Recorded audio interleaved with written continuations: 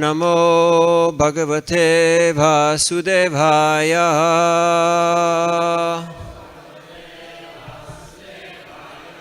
Om Namo Bhagavate Vasudevaya.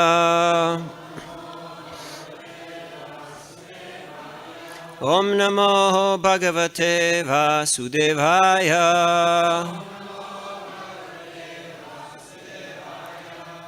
Today we're reading from Srimad Bhagavatam, 8th Canto, Chapter 7, Lord Shiva Saves the Universe, texts 4 through 8.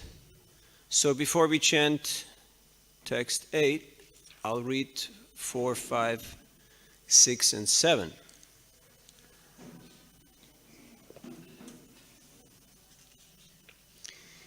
Iti tushnim stitan daityan vilokya purushottamas mayamano visrijyagram puchcham jagraha samaraha. Thus the demons remained silent, opposing the desire of the demigods.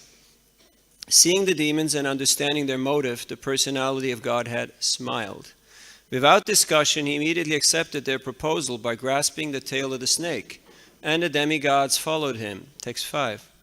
Kritastana vibhagasta evam kashyapanandana mamantu paramam yatta amritartam payonidim. After thus adjusting how the snake was to be held, the sons of Kashyapa, both demigods and demons, began their activities, desiring to get nectar by churning the ocean of milk. Text 6. Matyamanen rnave sodrir anadharo hyapovishat driyamano pibalibir gauravat pandunandana. O son of the Pandu dynasty, when Mandar mountain was thus being used as a churning rod in the ocean of milk, it had no support, and therefore, although held by the strong hands of the demigods and demons, it sank into the water. Text 7. Te sunirvinna manasa parimlana mukashriya asansva paurushe naste daivenati baliyasa. Because the mountain had been sunk by the strength of providence, the demigods and demons were disappointed, and their faces seemed to shrivel. Text 8. Vilokya vigyesha vidim tadeshvaro. Vilokya vignesha vidim tadeshvaro. Duranta viryo vitatabhisandhi. Duranta viryo vitatabhisandhi. Krtva vapu kachchapamadbhutam mahat. Kritva vapu kachchapamadbhutam mahat. Pravishyato yangirim ujjahara. Pravishyato yangirim ujjahara. Vilokya vigyesha vidim tadeshvaro. Duranta viryo vitatabhisandhi. Krtva vapu kachchapamadbhutam mahat. Pravishyato yam girimuchjahara.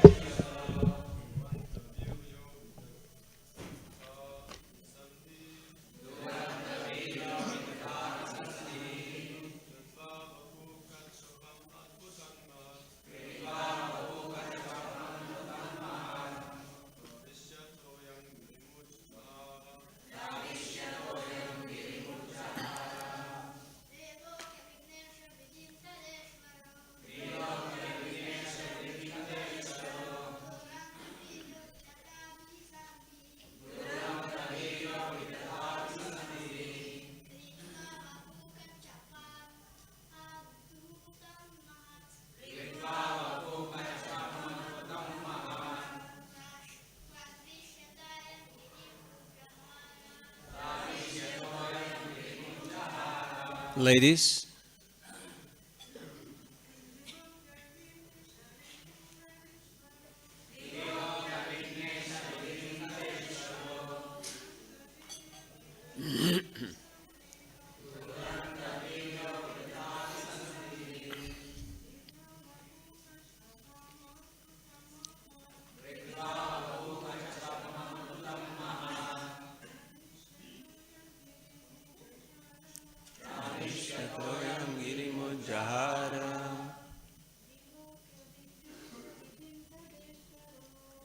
Lokya Vigyesha Vidim Tareshvaro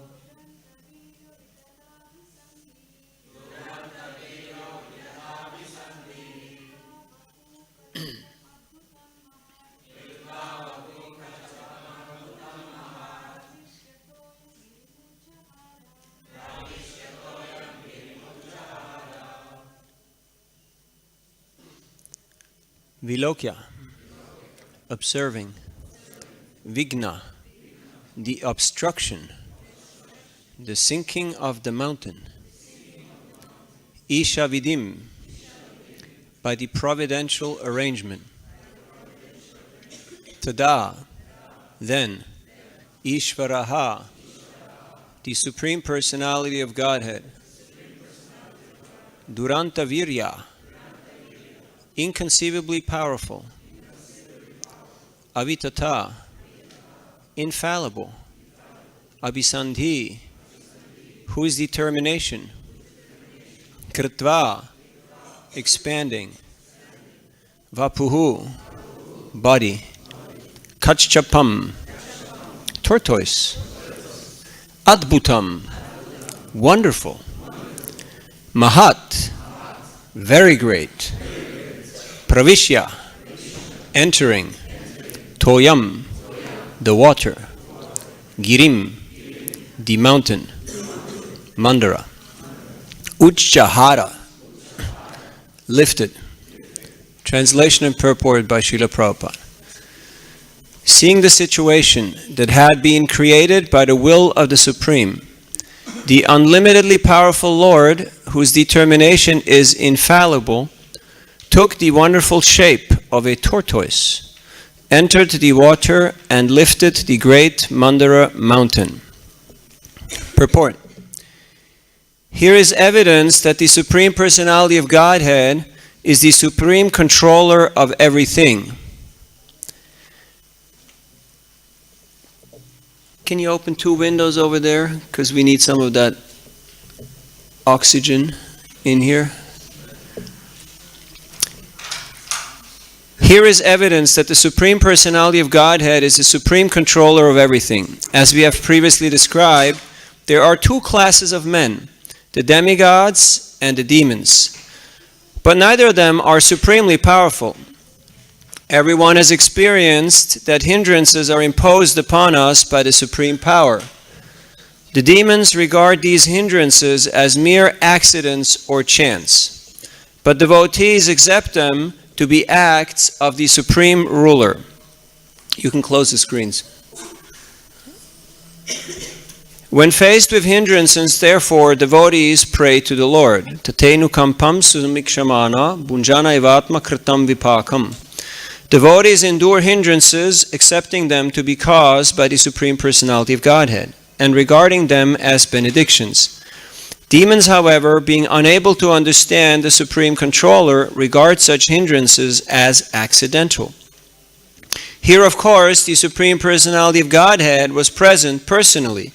It was by His will that there were hindrances, and by His will those hindrances were removed. The Lord appeared as a tortoise to support the great mountain. Kshitir iha vipulatare tavatishtati prishte. The Lord held the great mountain on His back. Keshava drita kurma sharira jai jagadisha hare. Dangers can be created by the Supreme Personality of Godhead, and they can also be removed by Him. This is known to devotees, but demons cannot understand it.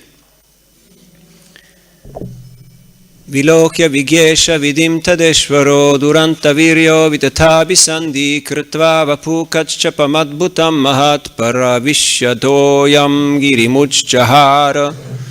seeing the situation that had been created by the will of the Supreme, the unlimitedly powerful Lord, whose determination is infallible, took the wonderful shape of a tortoise, entered the water, and lifted the great Mandara mountain. Om Ajnanatimirandasya Gyananjana Shalakaya Chakshurun Militam Jena Tasmai Sri Gurave Namaha Sri Chaitanya Manobhistam Stapitam Yena Bhutale Swayam Rupa Mayam Dadhati Svapadantikam Jayasi Krishna Chaitanya Prabhu Nityananda Sri Advaita Gadadhar Srivasari Ghaura Bhakta Vrinda Hare Krishna, Krishna Krishna, Hare Hare, Hare Rama, Rama Rama, Hare Hare. Mukam karoti vachalam pangum langayate girim yat kripadam aham vande Sri Guru Dinataranam Paramananda Madhavam Sri Chaitanyeshwaram Vanchakalpatarubhyascha Kripasindubhyevacha Patitanam Pavanebhyo Vaishnavebhyo Namo Namaha. Hare Krishna.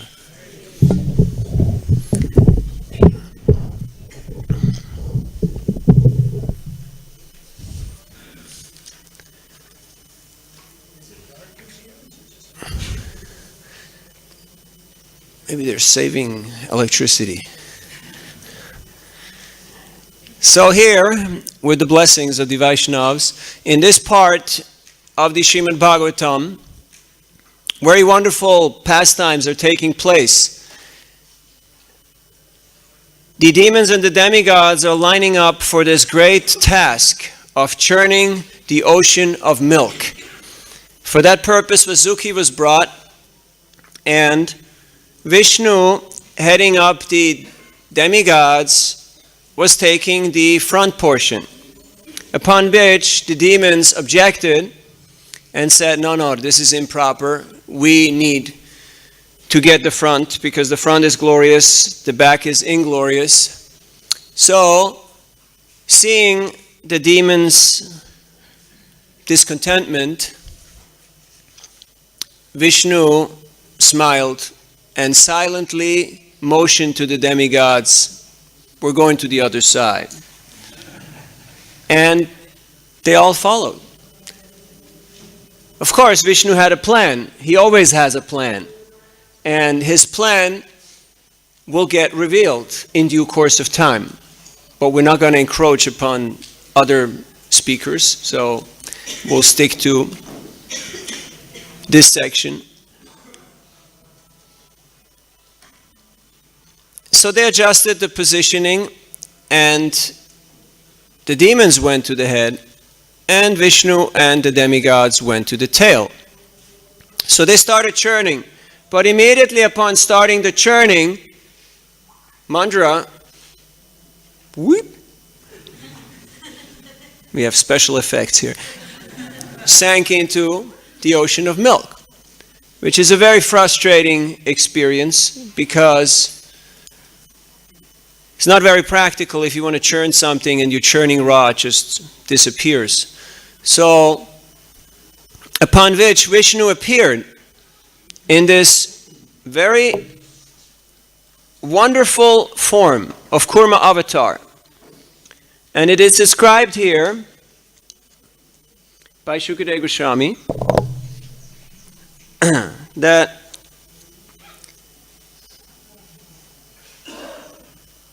this form is adbhutam. It is wonderful and mahat, very great. How great?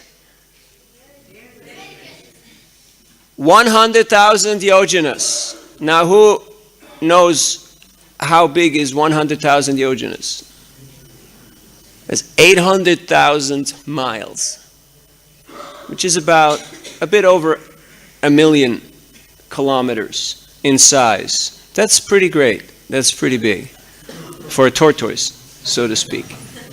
Now I know some of your minds may say, what is this? A tortoise? 1,000,000 kilometers? Come on, give me a break. This is not real.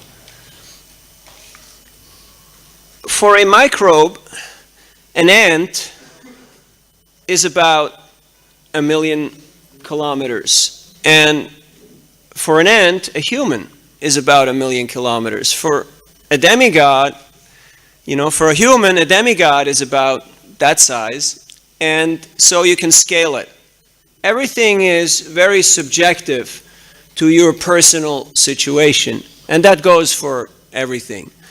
So we should not become confused. Because the Lord is unlimited, we have to remember that an expansion of an expansion of an expansion of Krishna is breathing out universes through the pores of his skin. That's universes, which are vast, unlimitedly vast. So all of this was taking place by the unlimitedly powerful Lord through his own will and determination.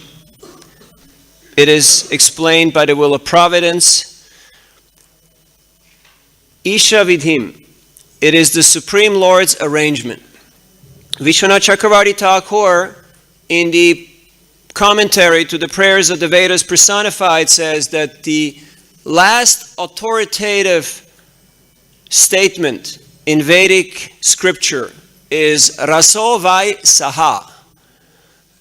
Raso Vai Saha means that the Lord wants to enjoy rasa. He wants to enjoy reciprocal relationships with his energies, with his devotees. So for that purpose, he manifests in different forms. As we have heard yesterday wonderfully described, the Lord appeared in many forms in this pastime. So we're at this stage where he appears as Kurma, as a tortoise. Tortoise is a very practical form to keep something from drowning, because a tortoise can swim, and a tortoise has got a big shell which can support this tremendous mountain, Mandara, for the purpose of churning. So Krishna, he has not only, according to Vishwanath Chakravarti Thakur, a very practical sense, he also has a great sense of humor. He appears as Varaha avatar when the earth gets plunged into the ocean thrown by Hiranyaksha. So he goes in there in the form of a big hog and he picks up Bhumi Devi. And now when Mandara mountain is sinking, he appears as a turtle, a big huge turtle, and he supports it. And at the same time he's feeling some itching sensation on his back. And because he's 1,000,000 kilometers big, and for turtles it's kind of hard to scratch their back. I mean, it's hard for us to scratch our back. Like, have you ever had problems scratching your back? So you imagine a turtle 1,000,000 kilometers, and he's got an itch. So he's got to scratch that itch. So how is he going to do that? Well, you got the mountain and you got the churning, and in this way he's keeping the demigods and the demons engaged in scratching his itch. And also in churning the ocean, because everyone is looking for nectar. Now, nectar may mean different things to different people. And as we have heard yesterday, nectar is kind of overrated for what people think nectar is in this world. Like, people get excited about all kind of things. Like, here people still get excited about techno music. Have you noticed? Like, some different types of sound vibrations going on. They get excited about, doing things which other people think like, we used to do them 20, 30, 50, 70 years ago. And why are you getting so excited about it? But the material world somehow always finds a customer. There's always somebody who is ready to engage in these activities. But for devotees, this is not very exciting, because devotees want to engage in yajna. Because yajna vai Vishnu. They want to serve and satisfy Vishnu. That is their interest. Whenever devotees get together, they want to do the yagya of churning. We'll speak more about the yagya a little later on. Here we have demigods and demons. So when the demons were faced with the frustrating situation of Mount Mandara drowning into the ocean, the demons' attitude was, okay, we got a problem here. We got to deal with this problem. We have to have a meeting, right? You got to have a meeting, get everybody together, make a plan, create a committee, which will create a committee, which will create a committee, which will create a committee. And then usually nothing happens, right? And that's the way of the world. And what do the demigods do? They pray and surrender to Vishnu. And they try to understand. They pray for guidance. Oh Lord, please reveal your plan to us. That is the attitude of the devotees. And let us do the yagya. Let us do the churning. Let us do the performance of sacrifice. And then your desire will manifest. That is the attitude of the devotees. The demons are always taking shelter of their own strength and their own capacity. They think we have the cure. We've got it figured out. We'll do this, then we'll do that, then we'll do that, and then everything will be fine. But it's never going to happen.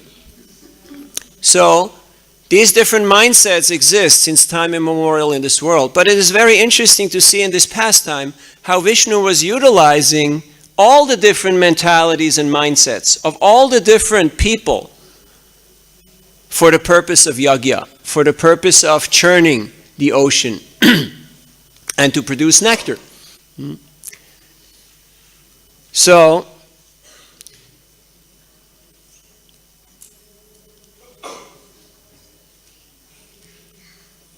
Vishnu told the demigods, you have to be patient.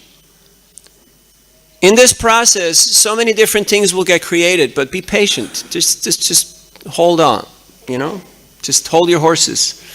There will be horses, there will be elephants, there will be beautiful girls, there will be so many things. But you have to be patient. Now, of course, as we are about to hear, first, poison was created. First, hala, deadly poison came.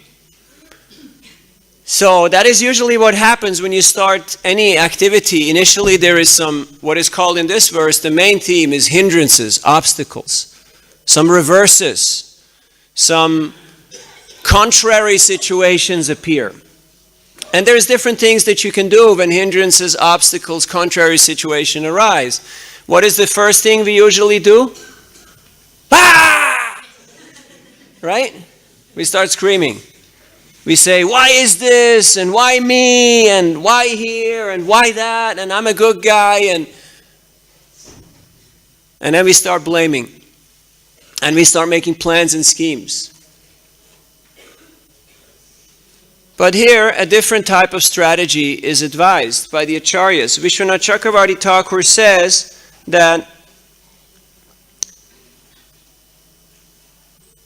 a devotee understands that the happiness and distress that they experience are due to performing bhakti and committing aparad.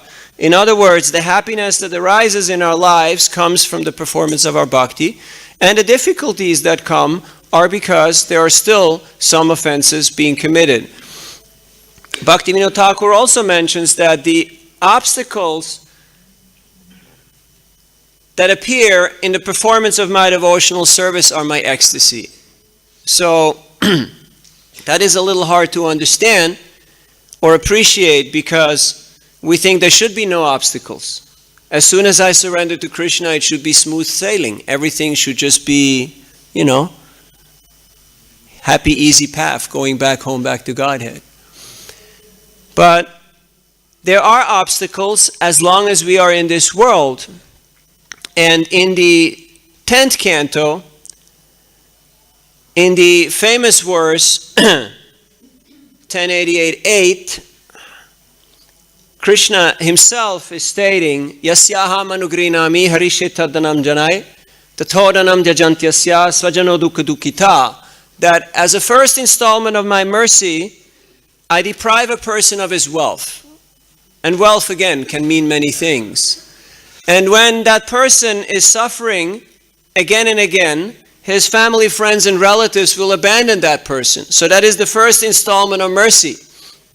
Now, in the explanation, again, the acharyas give us hope. Because when we hear this verse, people may get frightened. They may think, whoa, I take to devotional service and Krishna is going to take everything away from me and make me miserable. And it's really a great preaching verse, right? It's like, we should use this, like, as...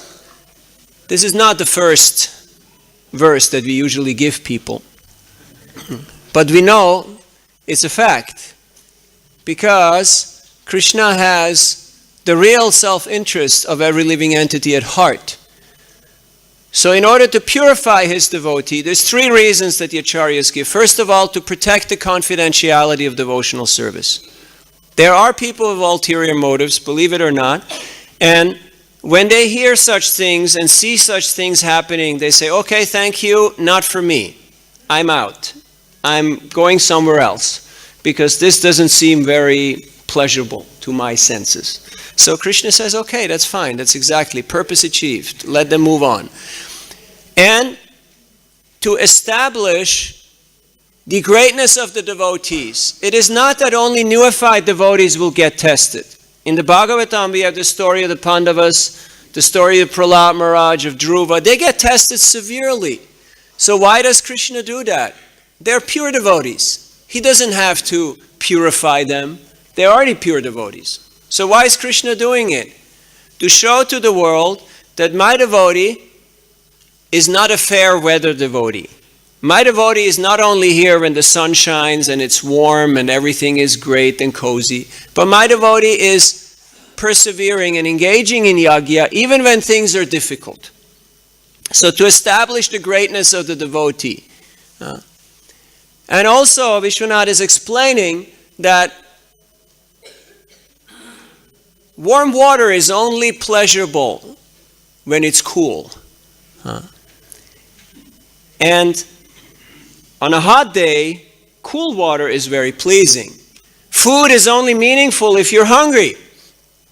In the same way, unless there is some hindrances, some obstacles, some anxiety, some distress, what is the meaning of salvation, liberation, and peace?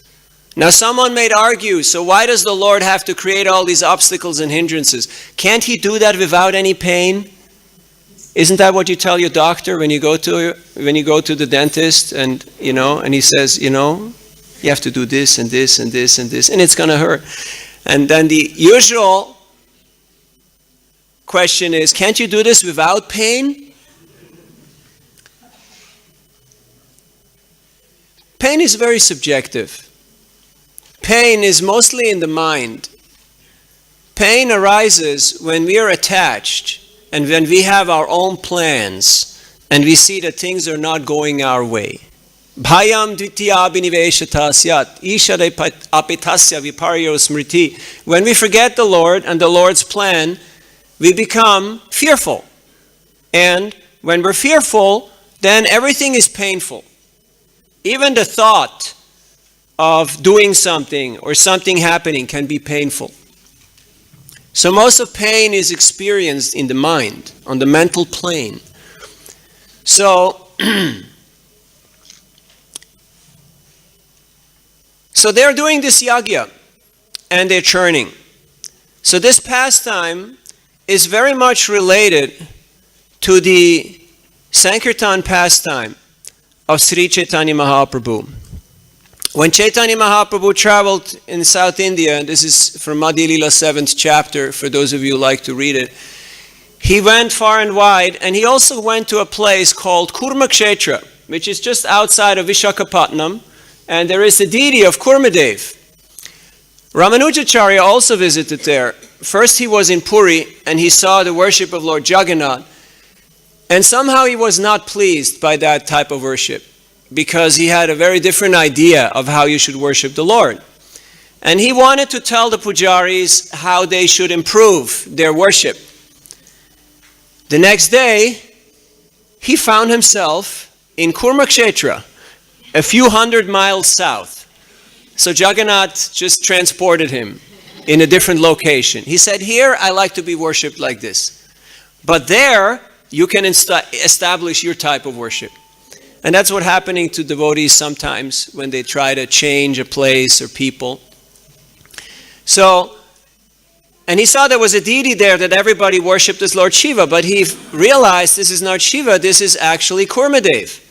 So he paid his respects and he established gorgeous worship of Kurma avatar.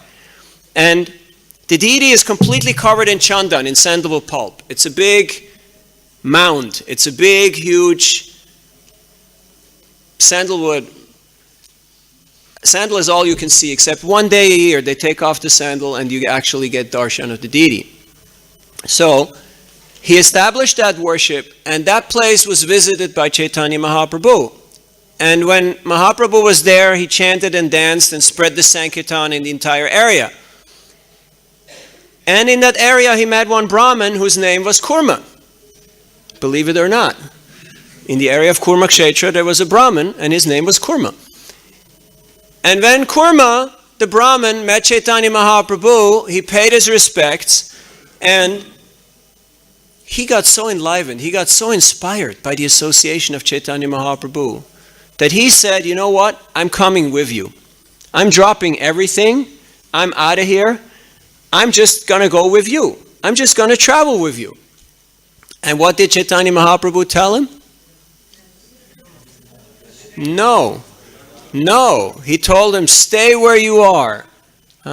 Stay where you are, and what you should do is you should practice Krishna consciousness, follow the teachings of Bhagavad Gita and Srimad Bhagavatam, preach to all the people in your place. That's where he spoke the famous verse, Yare deke tare kaha Krishna upadesh, amara gyan guruhana tara edesh. You become a guru, a spiritual master, right here, in your place, in your village, with your family, and you establish Krishna consciousness and spread it. And Prabhupada gives a beautiful purport where he explains that we don't need to change our situation. We should just study the scriptures, follow the regulative principles, and spread the Sankirtan movement of Chaitanya Mahaprabhu. And that's exactly what Kurma Brahman did. So, Mahaprabhu also, after this encounter, he took off. But there was a leper called Vasudev who was a very enlightened person.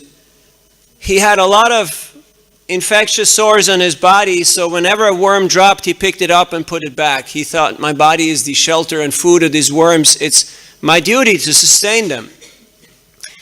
He went to that place because he had heard that the Lord was present there. So when he appeared, he just found out that Mahaprabhu already had left. So he became very morose. He started lamenting. He was feeling very dejected, and he started crying. Chaitanya Mahaprabhu felt the pain of his devotees, and he walked back to that place just to give darshan to Vasudeva. And he embraced him, and by his loving embrace, all the disease went away, and he had a young, beautiful body. And immediately, in all humility, he prayed to Lord Chaitanya, and he said, please protect me from becoming proud. Please allow me always to remember your mercy and your wonderful kindness and your instructions. So Chaitanya Mahaprabhu told him, just chant Hare Krishna and preach Krishna consciousness. In this way, you will soon attain me. In fact, we will never be separated. We will always be together.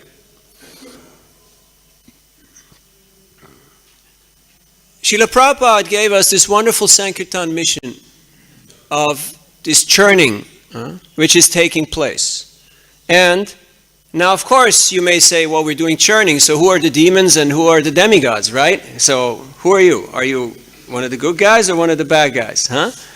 So as we mentioned in our last class, in Kali Yuga, the good and bad is pretty much mixed up in most of the people, because Kali Yuga is a mixed place. It's a mixed time when things are not very pure and not very clear.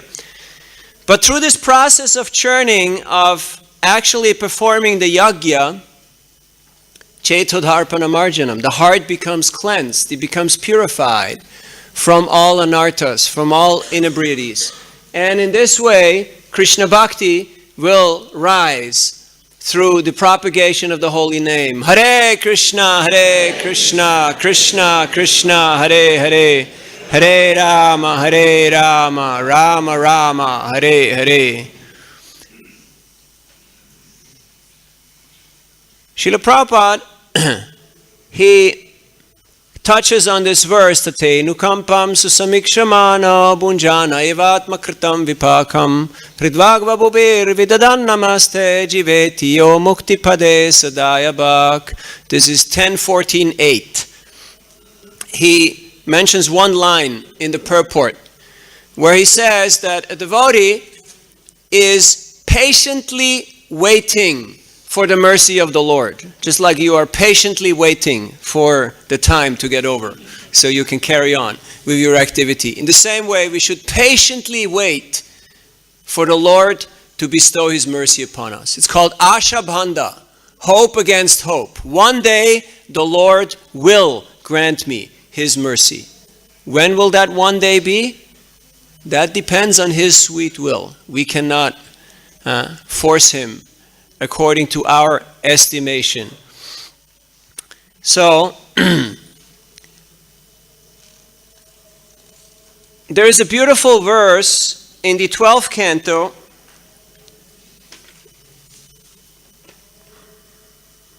Now, I want to say something on this verse.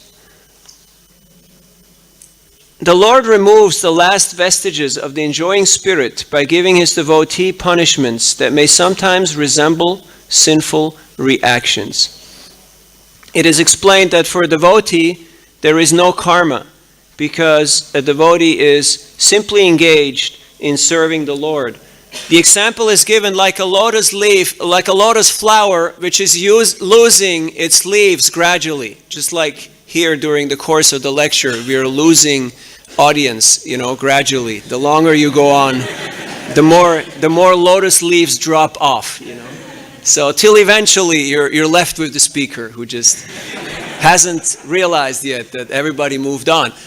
So somebody may say, but this is not very encouraging, waiting for lotus leaves, more leaves are moving.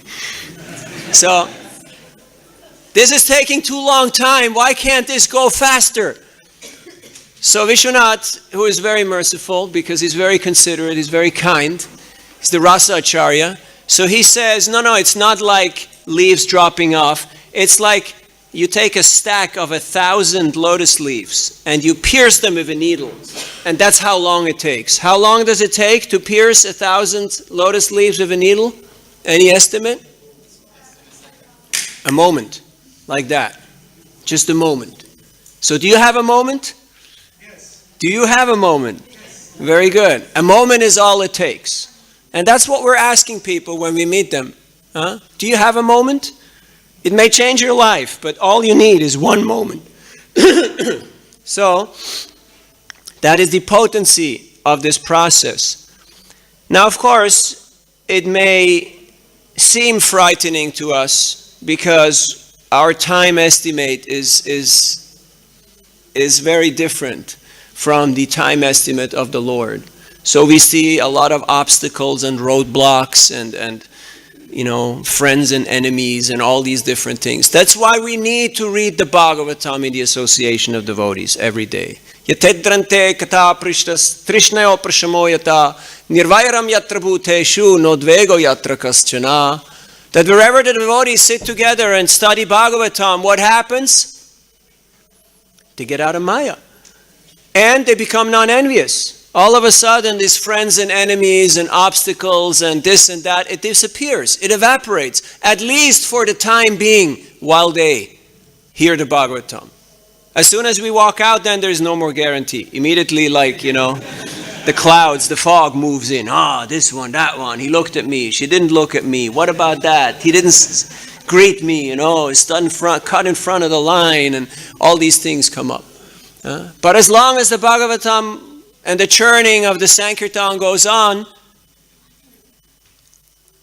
there is only believers in the trenches. When you're in the trenches and you're fighting a war, you better have courage and faith, because that's all you have. If you don't have that, you've got nothing. As long as we're engaged in the Sankirtan Yagya, as long as we're engaged in the churning, our faith, our conviction, our enthusiasm, our dedication is strong. But as soon as we stop and we think, oh no, now let me take a break, because through the performance of Sankirtan, what happens?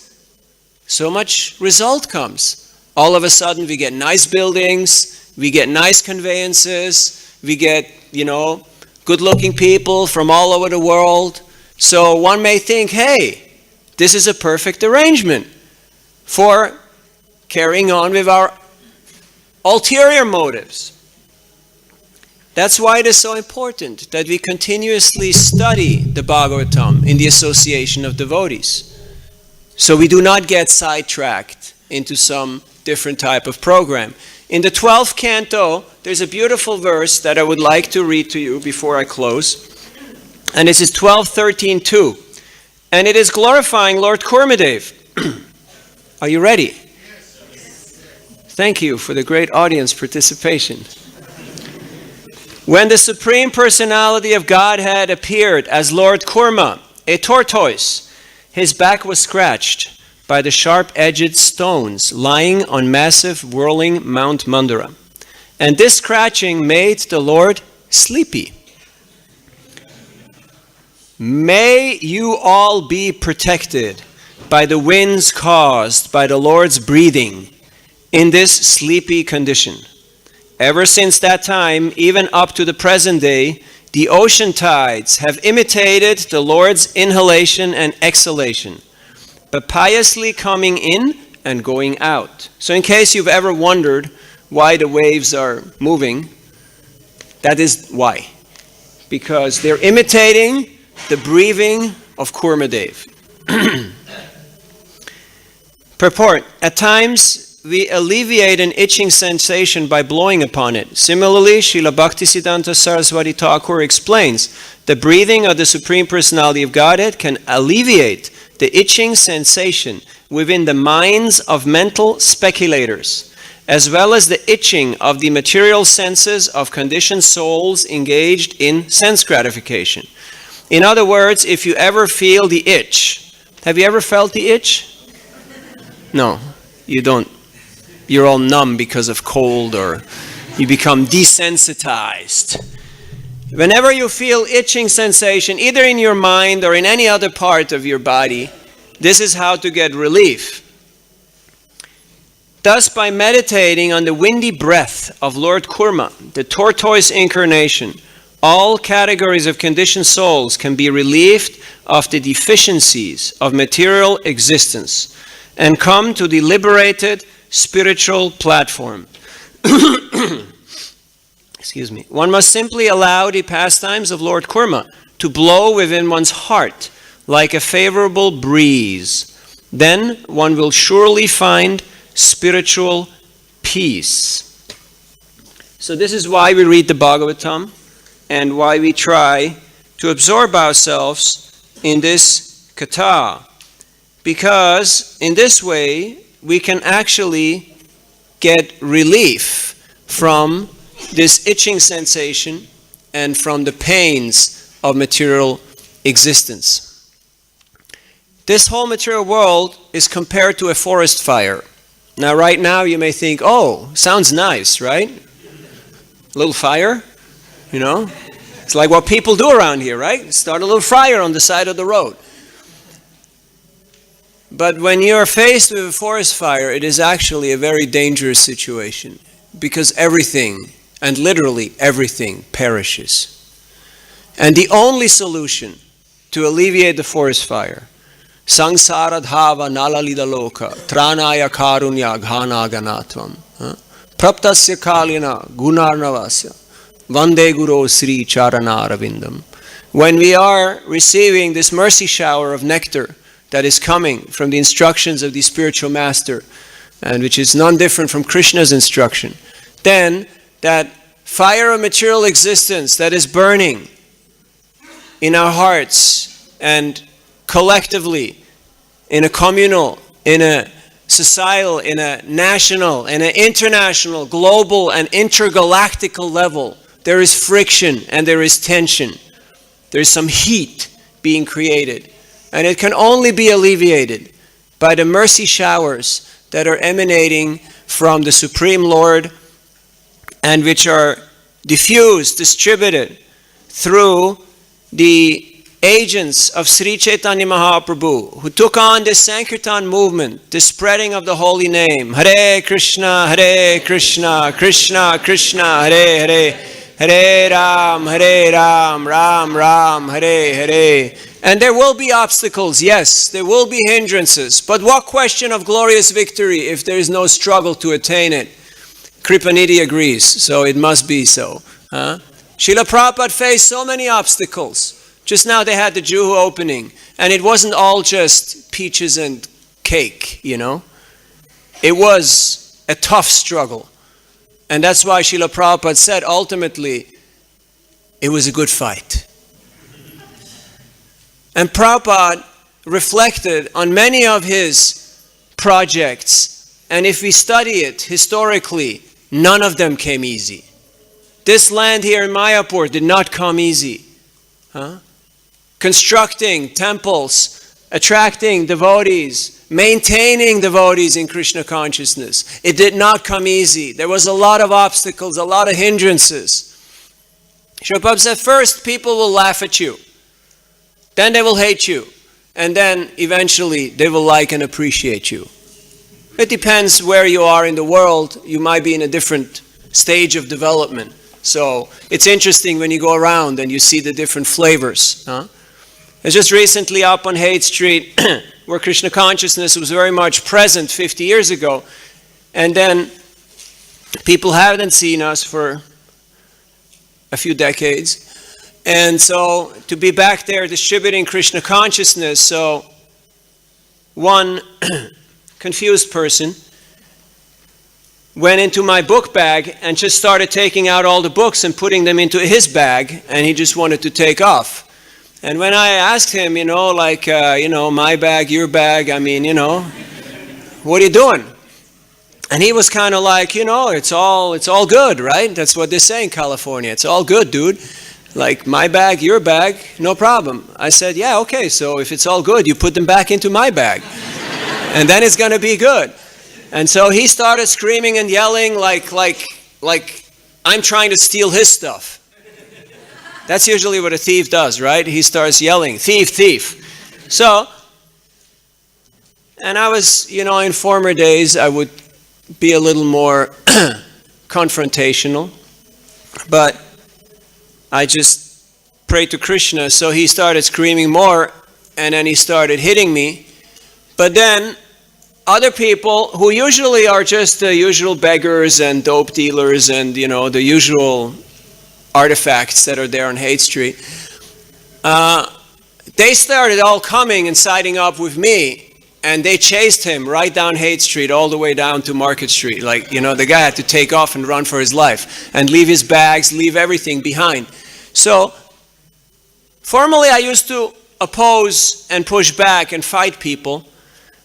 But then, usually there is always some residue, there is always some pushback. So, trying to adopt a new strategy of trying to understand what is the Lord's plan and trying to go along with the plan of the Lord, which is not always easy, because the Lord executes His plan according to His sweet desire and according to His time estimate.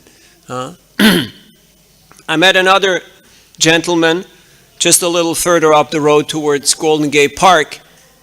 And I showed him the books and I tried to talk to him, and he was from my country and he was kind of unimpressed.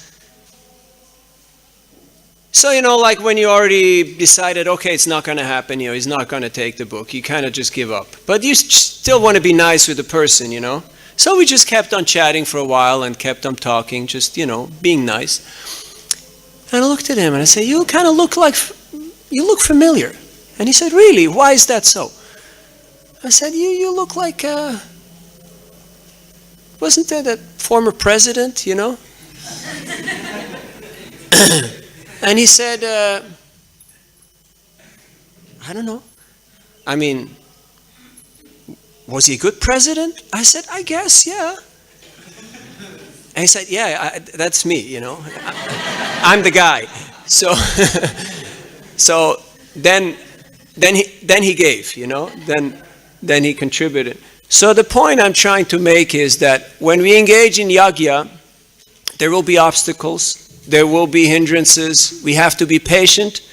We have to collaborate, try to understand what is the mission, what is the desire, what is the purpose of the Lord, and not become sidetracked by the fruit of our labor, by all the side effects of the yagya, not become enticed or bewildered or confused, not become discouraged when people leave or people start fighting against you. Patiently waiting. Mukti pade sadaya bak. All we have to do is we have to stay alive in Krishna consciousness. And then we will be rightfully inheriting Krishna's grace, his lotus feet. That is the purport of the Acharyas on this verse, the Tenu Kampam. That if we simply stay focused, stay alive, and stay blissful in Krishna consciousness, we will inherit the kingdom of God, guaranteed. Hare Krishna. We have time for one or two questions. Yes. We got a microphone here.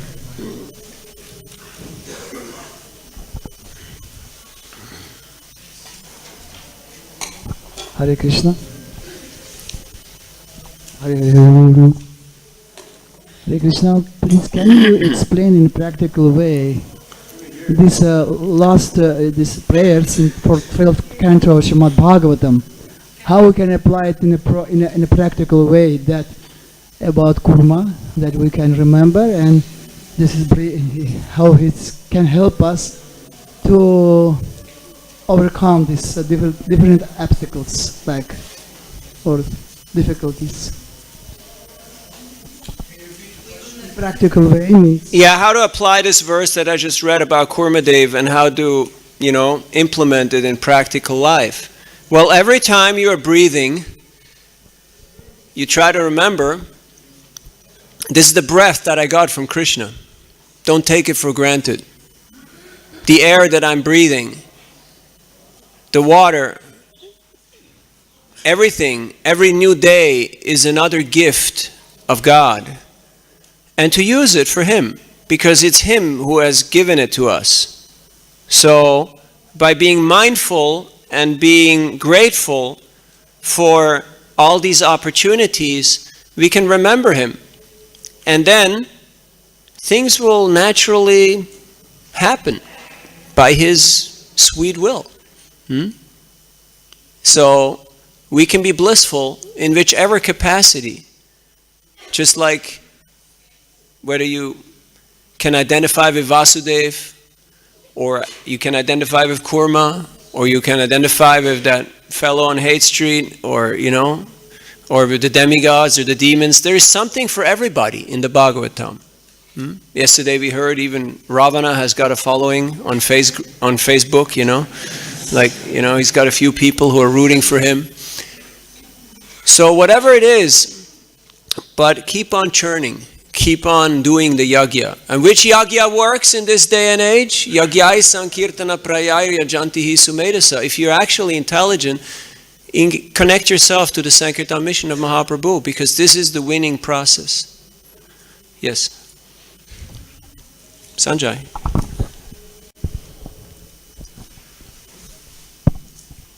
You spoke about being courageous and faithful in the trenches.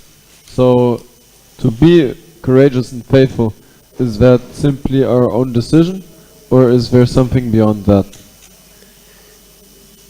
We may not be that courageous and faithful, but we know someone who is. if we study the lives of our previous acharyas, especially Srila Prabhupada, and we try to imbibe, to emulate that mood of courage and deep faith and conviction that Srila Prabhupada manifested, which practically was his driving force, this purport of Vishwanath Chakravarti Thakur on Vyavasayatmika Buddhire Keha Kurunandana, to make the mission and the pleasure of the spiritual master one's life and soul.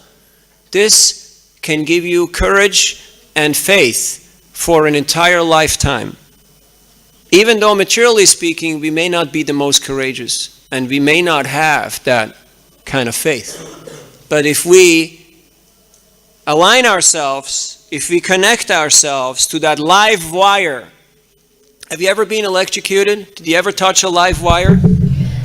Like in India, like you get all ecstatic and you touch a microphone and you go like, and it's not ecstatic symptoms, it's just, it's just electricity. When you touch a live wire, you will notice it.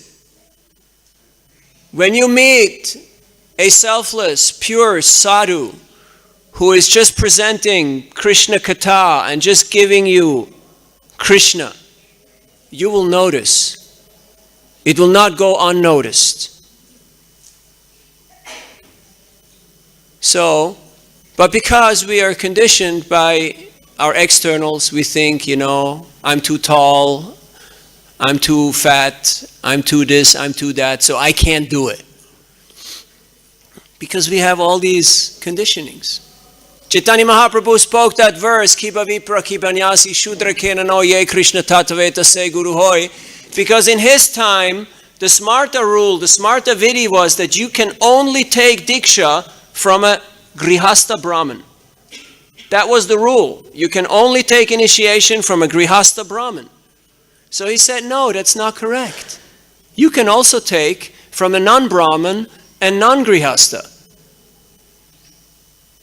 So the conditioning, the misconceptions, they may change, but are still misconceptions. Nowadays we have different misconceptions.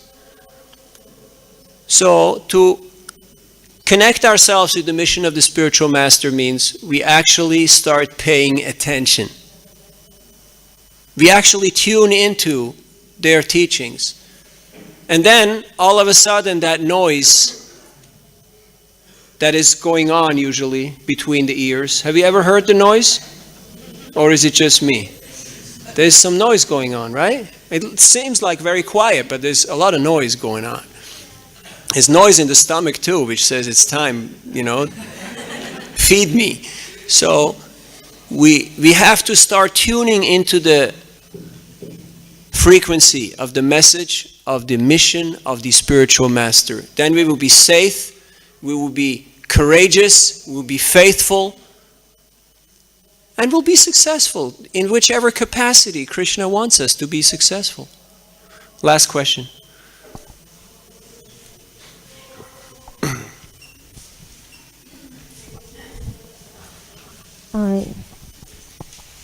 Hare Krishna. Can you hear? You said that a devotee patiently waiting for the mercy of the Lord. At the same time, special mercy comes when Krishna takes everything, all the wealth. So all of us, we're expecting some mercy from the Krishna, but I personally don't expect special mercy when it should be pleasant. Yeah, we expect some pleasant mercy, something which will satisfy us. It doesn't mean it's this expectation become conditioned. And if our expectation of the mercy condition doesn't mean until these conditions will be removed, our service will be motivated. Our service will be motivated. Will be motivated, yes. It may mean that, but it mostly also means that you will not even notice that you got the mercy because you don't know what mercy is. You mentioned that I want mercy that's appealing, that's pleasurable, that pleases my senses, that makes me happy. And any other type of mercy, I can't handle it, I can't deal with it, I don't even want to look at it. Like I hear some of these verses and they just frighten me. if we don't know what mercy is, then mercy may hit us in the face, but we may not even notice it. So, what is true mercy? Mercy means to have appreciation. If we will have taste for chanting Hare Krishna, for association with devotees, for preaching, you have the mercy. That is mercy. But when you think that mercy means that now all of a sudden, I'll be somewhere in South Florida with a swimming pool and, 20 servants and 50 rooms, then it's going to be hard, I mean, it's going to be a struggle. Pankajanga Prabhu, in his class that he gave to us, he said, as soon as we strive to enjoy in this world, every atom is against us. Now, we usually have a hard time if just one or two people are against us, right? You think like, oh, he doesn't like me, and she kind of looks at me that way, and that's already enough for us. Imagine every atom is against you. Because as soon as we become corrupted by this Ishvara Bhav, I need to be the controller and the enjoyer, we can't go along with the Lord's plan, then everything and everyone is against us. And that's a very miserable situation. So a devotee always takes the humble role, and in that role, in that position, even what may seem like small is incredibly precious. Being allowed to chant and to practice and to share Krishna consciousness, we should not take it for granted, because it is something very precious. It is something very sublime. So much so that there are people who have all the opportunities in the world, but they do not take advantage of it. And there are other people in less fortunate, materially speaking, situations, and they take full advantage of taking shelter of the process. So mercy is appreciated when we recognize what it is and we can actually accept it. Sometimes you want to give people prasad, or you want to give people books, and they look at you like, what? I don't want this, or I don't need this, And then you realize, this is not going to work, because this person does not have appreciation.